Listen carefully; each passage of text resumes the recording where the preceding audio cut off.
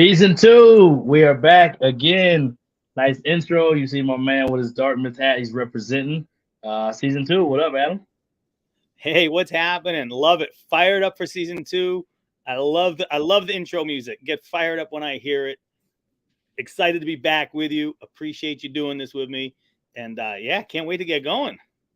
Yeah, gonna have some fun with it. We're on the beach, as you can see, because it's that time of year. We're in that mindset. So let's just open up. Jobs. There's no real jobs opening. It's May. It's the beginning of May, first week of May, and here we are with no more Division 1 jobs open. What is your thoughts? I know you had some over under. Talk a little bit about what you see. Yeah, good. So right now, this offseason, 59 Division 1 jobs opened. I set the over under at 60 and a half. 61? Oh, 60 and a half. Okay. 60.5. But I'm telling you, we're not done yet. We are not done yet. And I'm still predicting I would still take the over. Okay.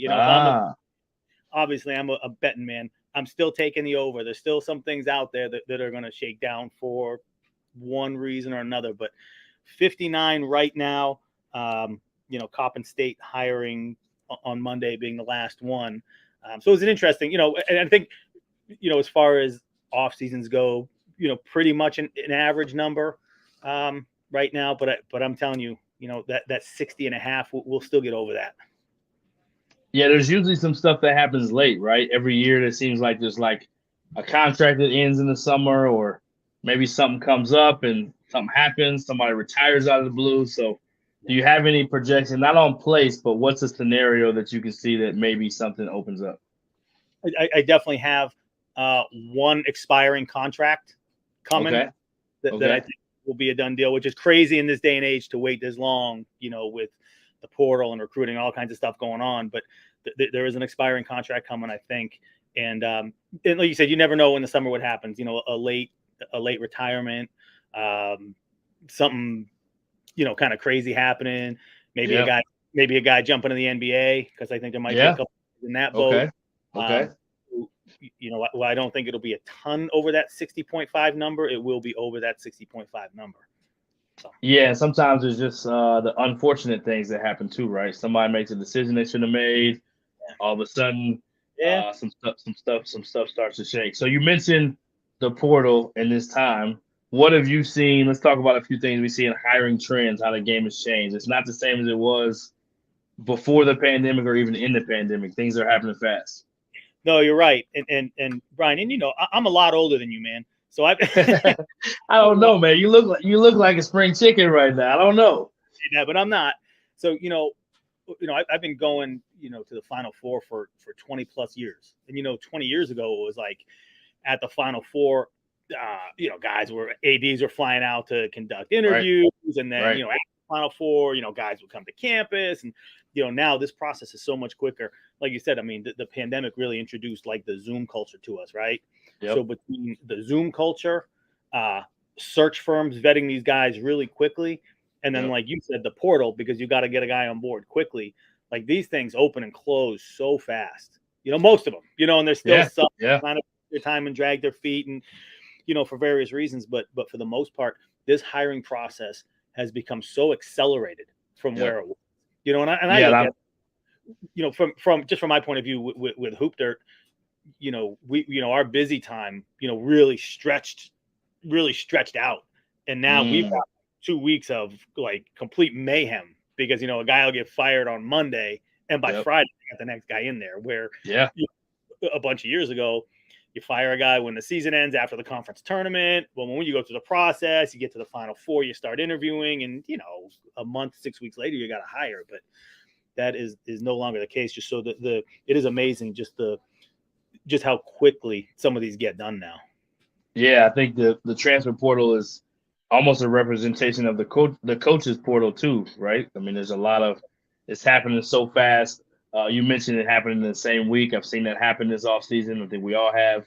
And I think ADs understand that if I don't get somebody here quickly, the players that are here, how does the transfer portal, you may be asking, affect it? Well, the players that are there are waiting to see. So the longer they're there with no coach, the more they may get anxious, the more people may be tugging at them a little bit. So that has a lot to do with it. The quicker you can kind of put that stability in place, and everybody knows the direction. I think definitely the search firms have a lot to do with, like you said, and just the Zoom culture.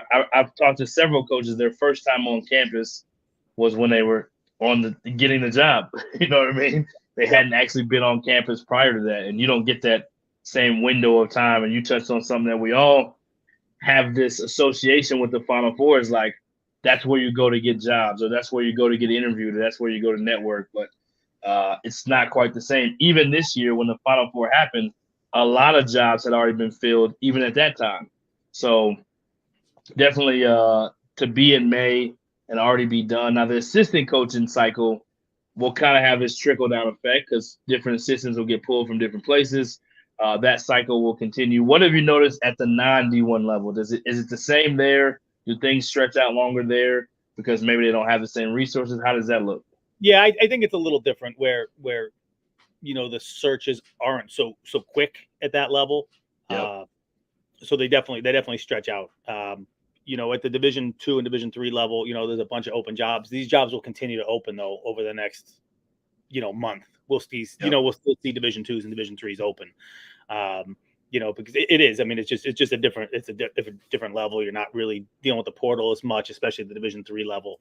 But like you said, there will be a trickle down effect with a lot of these jobs where, guys are starting to hire, Division II head coaches to fill out their staffs that open jobs.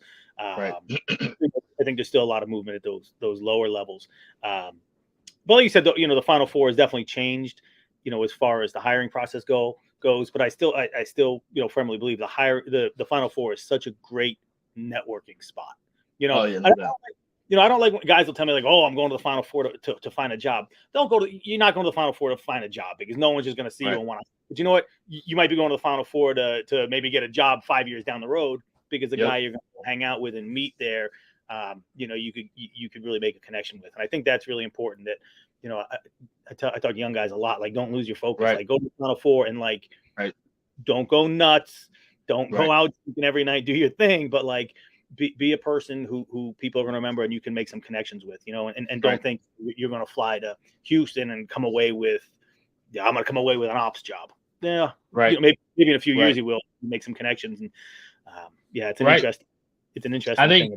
I think to piggyback there, like if you do come away with a job, it's not because you intended to get it.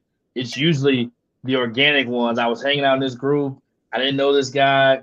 He calls, a few weeks later, and next thing you know, I'm there. It's like when you're not looking for it and you're just being your organic, natural self. I think the connection word is more important than just networking.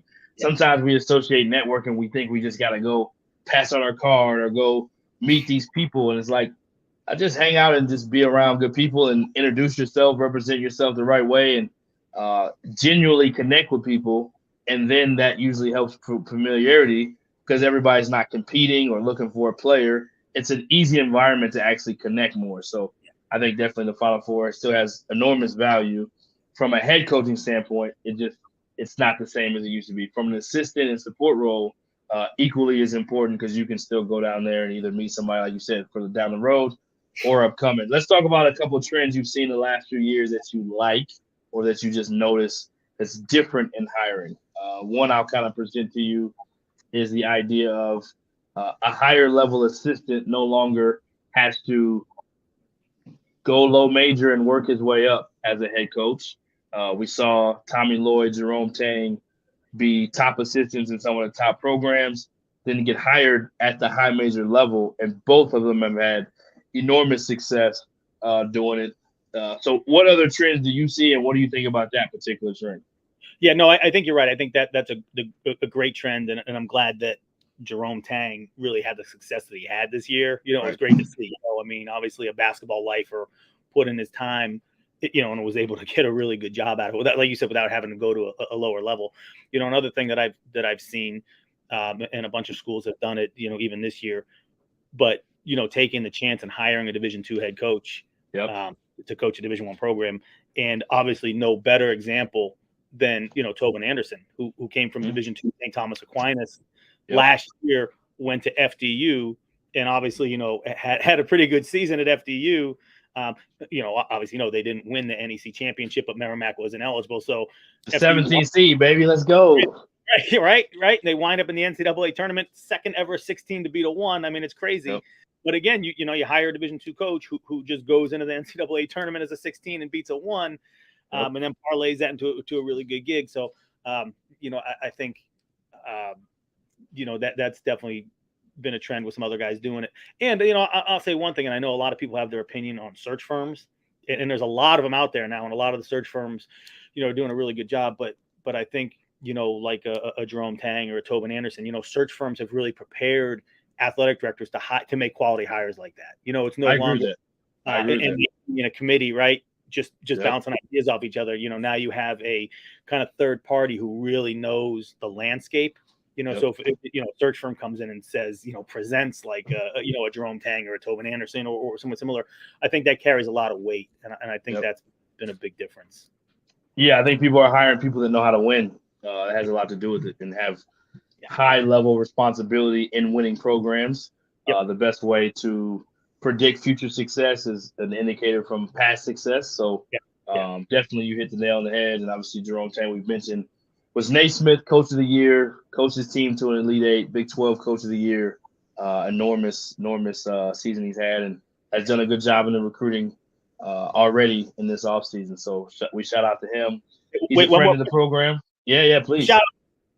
I'm going to interrupt you. He was also the hoopdirt.com Division I National Coach of the Year. Can't forget that. That might be the most important one. Let's go. We need to know that. The people need to know that. Coach Tang, congratulations on Hoop Dirt National Coach of the Year, Division I. Let's go. Got to make sure we say that. So let's give a quick shout out before we go to the next segment.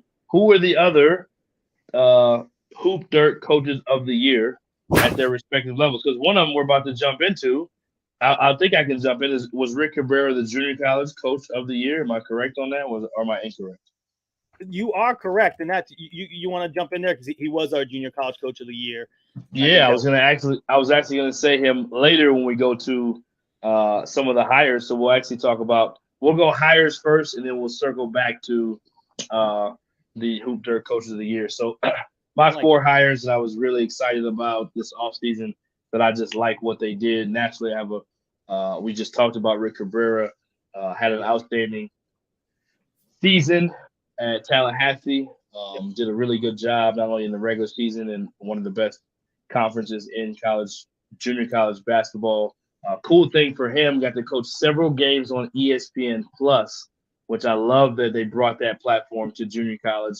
I'm not saying that's what got him the job, but he did get a lot of national exposure where people could watch him do his thing, see him coach his teams, and where maybe you don't normally get to do that. So I think that's an added bonus that could have added to this hire. But someone who's done a good job at the Division I level as an assistant now gets an opportunity at a place where you have to be creative at Northwestern State. We saw Corey Gibson have big-time success. Shout out to Corey Gibson. I got to call one of their games this season. It was great to see it up close. Brought together a team really quickly after their program had struggled, and now got another job at his alma mater, Austin Peay.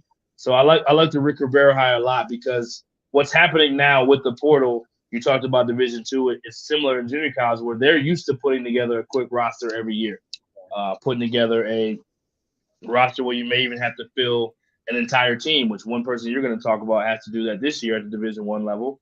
The other 3 I had, Ross Hodge, my former head coach who I worked for. Obviously, they had great success. Had success before that, have really built North Texas into a consistent championship program. Grant McCaskins moves on. They make a quick decision, don't waste any time, and able to retain some of the core players they need to keep winning. So love that hire. He's the guy who's won 85% of his game in JUCO.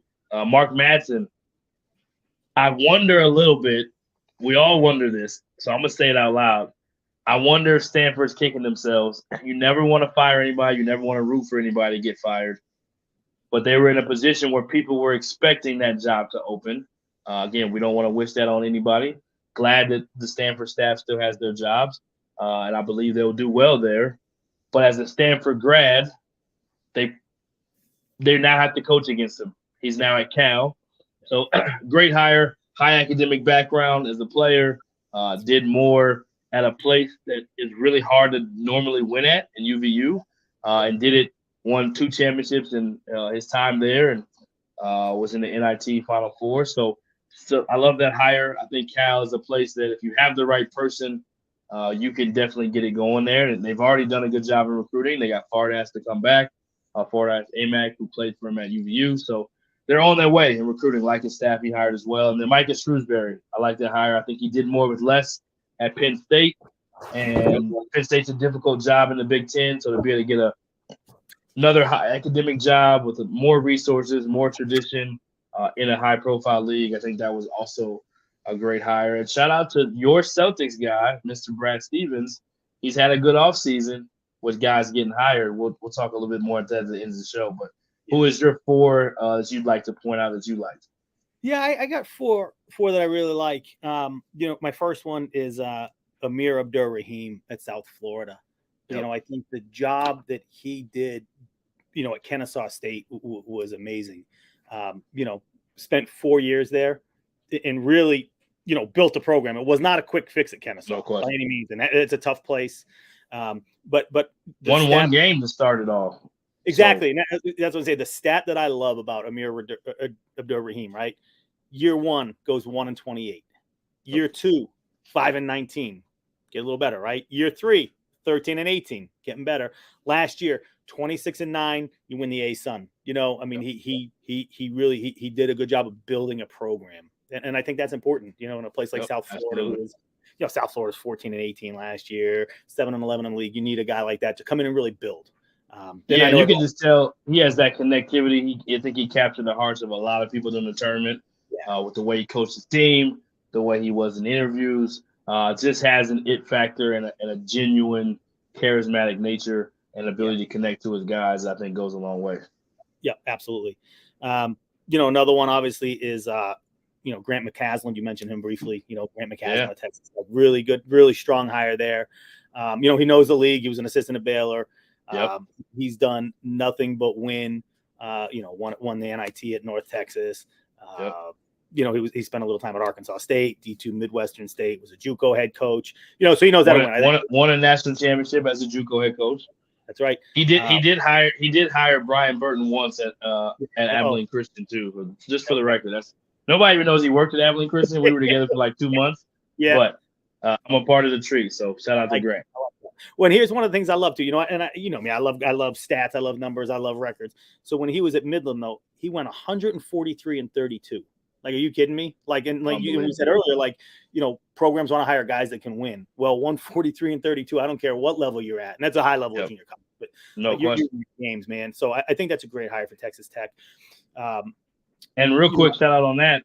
His wife played soccer at Texas Tech, and he was also previously on the staff at Texas Tech. So. He's coming back to West Texas, so a good thing. Yeah, it's a good hire.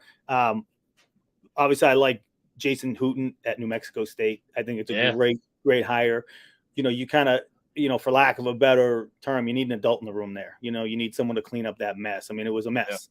Hooten did such a good job at Sam Houston State. Spent 12 years there. Went 26-8 last year. Just really, I think he's going to bring. Just like a calming influence to that program and really get turned around. I mean, obviously, it was a disaster there, with all the incidents and then getting shut down at the end of the year. I mean, I think he's kind of the mature guy that you need there to turn that around, and that's important for them. Another proven winner, has done it in 2 different leagues. They got the number 1 seed last year in the conference tournament for the WAC. In the Southland, had a ton of success, won championships there. So. Another guy with a proven track record of success, and he's got to add 13 new players, which is exactly what you want to do in that kind of situation because of the mess that it was. And Hooten will do a really good job there. He's already hired a good staff and already hitting the recruiting trail hard. And they're going Conference USA, so it's a new look in a new league that's a little bit more wide open. Some of the powers we talked about, FAU is leaving, which is crazy to say FAU is a power, but they are. Obviously, one of the Final Four. North Texas leaving. UAB leaving to go to the American. So, there's definitely some wide open territory there for them to have success in that league. Yep. No, absolutely. You're right. And let me give you, so my last one, obviously I'm a New England guy, so I got to throw a New England one out there.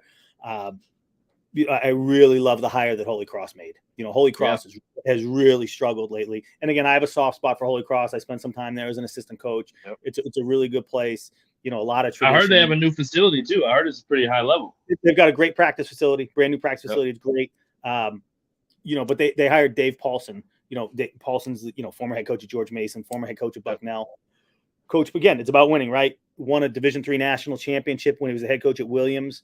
But here's the stat to me that sticks out. He spent 7 years as the head coach at Bucknell in the Patriot League, same league as Holy Cross, right? He went 74-32. That's a 700 winning percentage in the Patriot League. Yes. That's what it is. You have to win the Patriot League, no Patriot League team is ever going to get an at-large bid. You got to go win the league. So you know what? Dave Paulson has won at Bucknell. He knows how to do it in that league. Holy Cross has won like 27 games over the last 4 years. Like, it's not good enough. But you got a guy who, so he's won a Division III national championship. He's had success in your league. I think that was exactly what Holy Cross needed to do. I think that's just a phenomenal hire for Holy Cross. So I was excited to see that one because I want to see them have some success.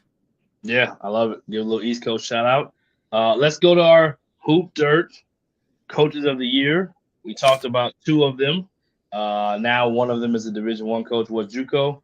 Coach Tang was an associate head coach that won a national championship at Baylor. Now he was a head coach. Who else do we want to give some shout out and recognition to for Coach of the Year?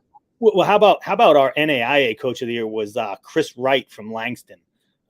What a unbelievable job that he did at Langston. Langston, the year before he got there, went 1-37 they were actually 1-37 over the past 2 years. Wow.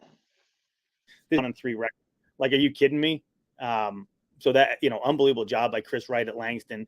And then, something you don't see too often at the NAIA level. He actually signed a contract extension, like a multi-year contract extension. So really good for him. Happy to see him do that. That was really good. So, we were happy to see that. And, so he was the NAIA Coach of the Year. Jim Crutchfield at Coach of the Year. What a year he had. 36-0, won the national championship. And I don't know if you unbelievable national championship game. And actually, one of the things we do, or at least I try to do, with our Coach of the Week and Coach of the Year, I try to spread it out, share the love a little bit, and let a bunch of guys get honored. But this, Crutchfield, this is his second year in a row winning our Division II National Coach of the Year. I mean, it was really, you go undefeated and win a national championship. Pretty damn impressive. So pretty easy to say you earned that one. Yeah, exactly. And you know what? I mean, and it's been, to me, it's a lot of fun to do our Coach of the Week and Coach of the Year program. Yeah. I like to be able to honor coaches. We do it for 16 weeks during the season. All levels. Division 1, 2, 3, NAIA, JUCO. Everyone gets a winner. But it's fun to see the success that a lot of guys are having, and it's fun to be able to. There's a lot of guys out there, especially at the small college level, that deserve some recognition that maybe they don't get. And absolutely. What I love too, like I already know what you're gonna say. You're gonna say when it pops up either in their bio or on their school webpage when they do a release and say, "Hey, this guy's Hoop Dirt Coach of the Week." I've seen plenty of those. Yep, that's it. Exactly, right? I love the press releases when they say it, and I really love when it pops in their bio. I'm trying to think.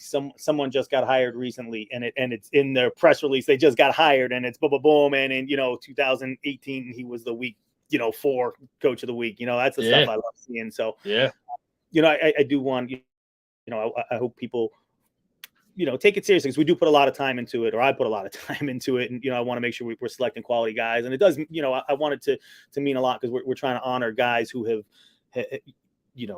done a good job, and we feel honor, deserve some recognition.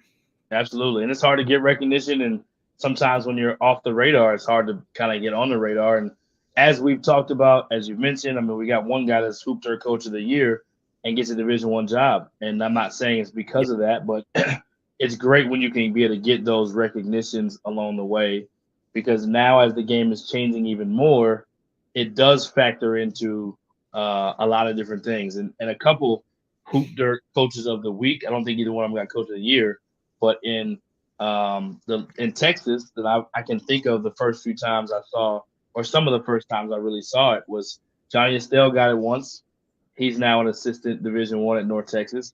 My younger brother got it once on the women's side, D2, and he's now taking his new job at North Texas. So on the women's side, just coincidence that they're both in the same place, but I think it is a cool thing that you're doing and that Hoop Dirt does. Cool. Couple other things. Let's talk about a couple first year hires from last year, or last year hires, we should say, first year head coaches that had success. I'm going to jump out there and talk a little bit about. I'm actually going to go Chris Jans. We mentioned New Mexico State, Mississippi State. Not an easy job. No one predicted them to be able to make a top 25, make an NCAA tournament. No one would have saw that coming in a really tough SEC, and did an outstanding job year one, and didn't really have this crazy recruiting class that you just like. Now, granted, you got to have players to win, but the dude can coach. He deserves his flowers on that. I think his year one was really, really outstanding at a place that really was not in the conversation or the picture for winning. But again, hire another proven winner. He goes there and proves he can do it again, and there'll be a highly competitive squad as long as he's there. And I think he deserves some credit for that season. Yep. I'm with you. Let me throw you too. We kind of already talked about it, but get into a little bit more. A guy who was a first-year hire last year, obviously Tobin Anderson at FDU. The job that he did. He talked about it, right?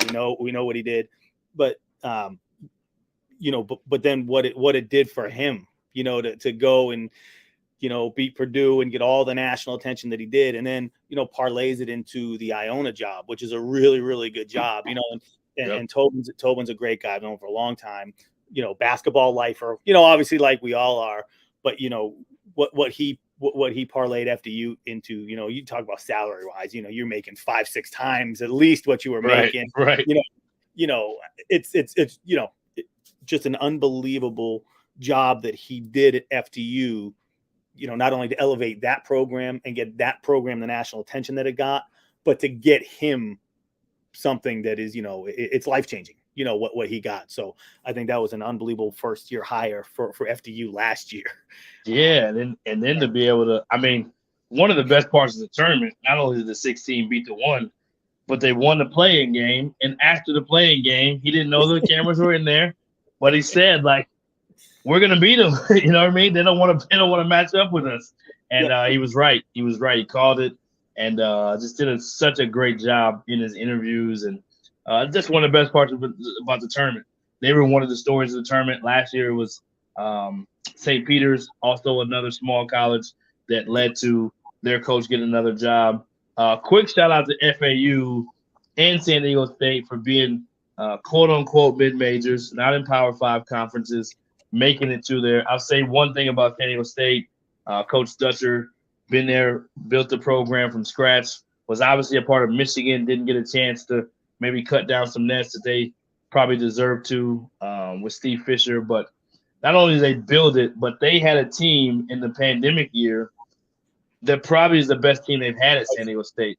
And they didn't get a chance to compete with them. So to not be able to play in the tournament with that team, that was a Final Four caliber good team, to be able to do it with this team is really awesome that worked out that way. And then Dusty May and FAU, there's not a person on the planet that would have ever thought FAU would be in the Final Four of anything related to basketball. So what, you know what I mean? Just what is FAU? Is what is that? FAU, what is that? So yeah, just to see what he's done, and the fact that they have so many guys back. Didn't lose anybody in the portal. I think that's the best recruiting job of anyone in the country. Dusty May, I'm saying it now on Hoop Talk. The number one recruiting class in the country is FAU for keeping those dudes. Because if you have those dudes back, I'm not saying they're going to be Final Four, but they should be a tournament team because they should be ranked nationally the entire year. I'm sure they'll add a piece to replace Forrest. But what a special group of dudes that is versatile, tough, can score it. So bought in. It was a joy to watch that. I know I kind of got off track, but I wanted to give a quick shout out to mid majors. No, listen, and I hear you, and you know what, and you bring up a really interesting point though, because you talk about him bringing guys back and not losing guys at the portal. I mean, it's a new facet of coaching at this level. You're No constantly doubt. recruiting your own guys. You're recruiting your own guys so they come back. And obviously he did a great job of it, and a lot of it is guys building programs, building culture, and wanting guys wanting to come back. But it's a constant battle. You are legitimately recruiting your guys to come back. So got to give them a lot of credit to do that. But it is, again, this kind of some of the new trends we see. Well, there you go. It really recruiting your own guys constantly. Yeah, we'll jump a little more into NIL next time. I will throw one more coach out there that did a great job this first year. I'm actually going to steal one that we talked about prior to the show. I'm going to go Dennis Gates, even though we've talked about Jerome Tang a lot. Dennis Gates, another guy who proved he can win. Cleveland State did a great job there. Was kind of in the midst of a lot of names for a lot of jobs, and like the next guy that just has that presence as a head coach, has that feel. I got a chance to coach against him at Cleveland State, and he has the it factor. So it's cool to see a guy go from that level, get the high major job, and then have immediate success. Won 20 games.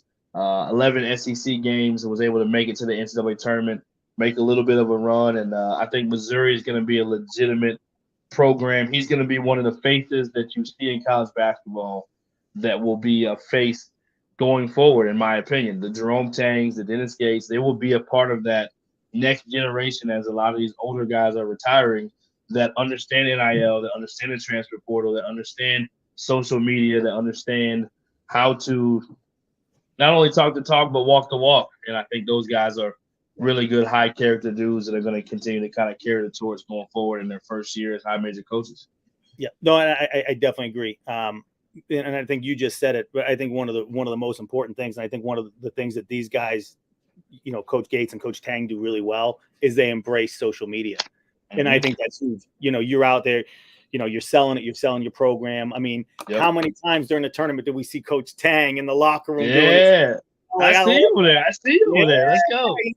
I mean, but that's big time. And Dennis Gates did the same. He's all over social media. And, every time they, going back to last year when he just got the job, every time they were about to sign someone, he dropped something on Twitter. They let you know it was coming. Like, he's got his fist pump.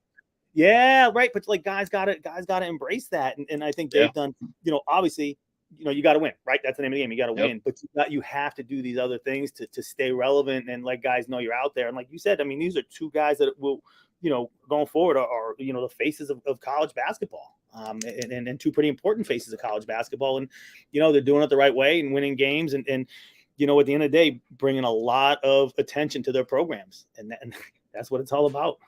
That's definitely what it's all about. Well said. So in conclusion, we'll give a recommendation. We'll go recommendation part of the end of the show.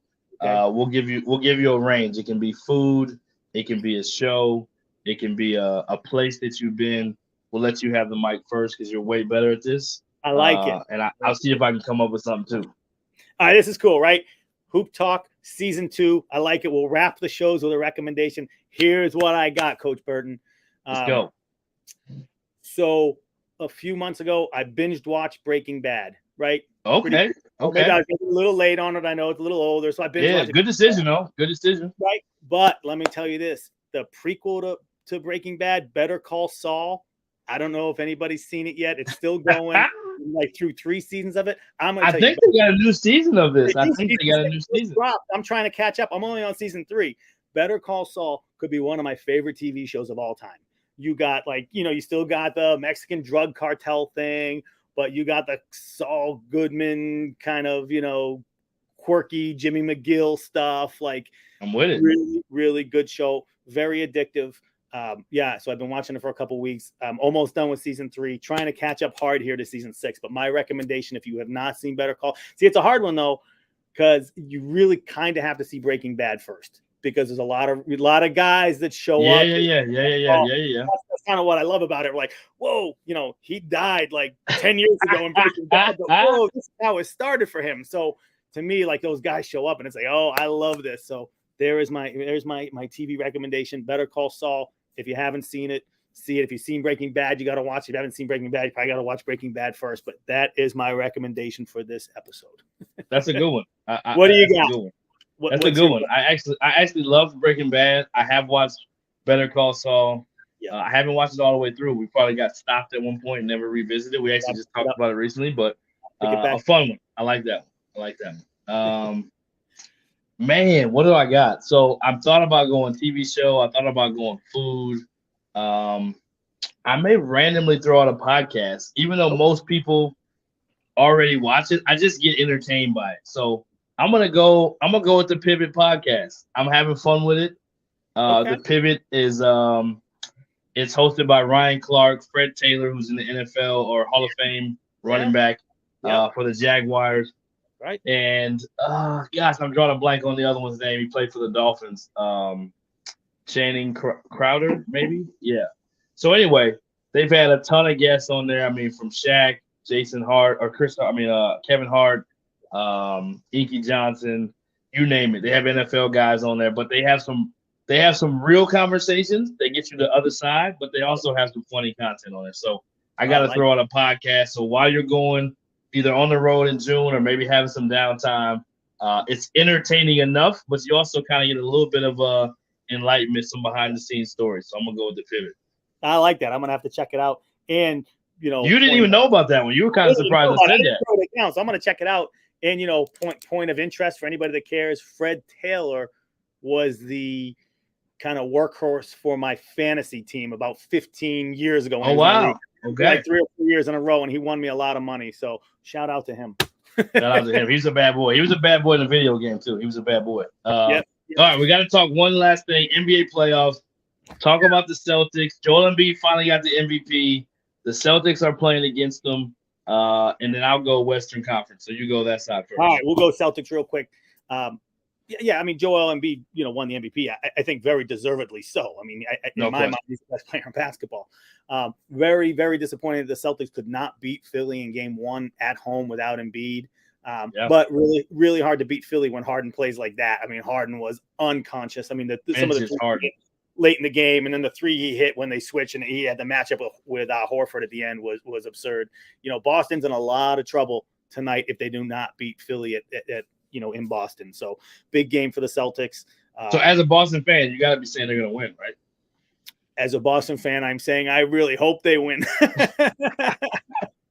No, but hey, listen, and it's, they got to be ready to go. I mean, they really have to be ready to go tonight. Tatum and Brown have to be locked in. You got to get something out of Smart, and hopefully they're ready to go. I mean, the Garden will be rocking tonight. I mean, they know they can't lose. They can't lose 200. It's been an interesting time up here in Boston sports. I mean, the Boston Bruins. If you follow hockey at all, they had the best record in the history of the NHL, the most points in the history of the NHL. And they lost Game 7 at home the other night to end their season. Wow, I did not know that. Yeah, so it's nuts. So, it's an odd time. So there's a lot of pressure on the Celtics right now. We thought we had 2 pretty good teams up here. Now we're down to 1. So the Garden will be rocking tonight. So we'll see. Yeah. What we got on the West? I'll say real quick on the West, I think the sleeping team in the entire playoffs, which is crazy to think because they have the best record in the NBA, is the Denver Nuggets. I live in Colorado. And so I got a little bit of not really biased, but I hear about them more. I see them a little bit more, but I think that team is sneaky dangerous. I don't think they're getting as much credit because they have 2 dudes that can really dominate a game, but they also just have a ton of continuity and a lot of depth. So I think they're the sleeping team, but I think the best series to watch is like this historic LeBron versus Steph. Maybe one last time. We don't really know, but what Steph did against Sacramento in Game 7, I mean, that's what makes the legends, right? You got to give, we just get to witness this. So I'm really locked into that series just to kind of watch greatness firsthand because you think you know what's going to happen, but you really don't. But I'm impressed that the Lakers were able to steal Game 1. Definitely puts that pressure on Game 2. So NBA playoffs, shout out to the NBA, giving us some entertainment when we all could use a little more basketball entertainment, so we'll take it. Yeah, listen, and you're right. And these playoffs have been unbelievable to watch so far. They have. With Miami, beating Milwaukee, just watching Jimmy Butler absolutely take that. I mean, Jimmy Butler has been. He's been the best player in the playoffs so far. It's been nuts. And then one more thing, really quickly. I said obviously Embiid MVP should be the MVP.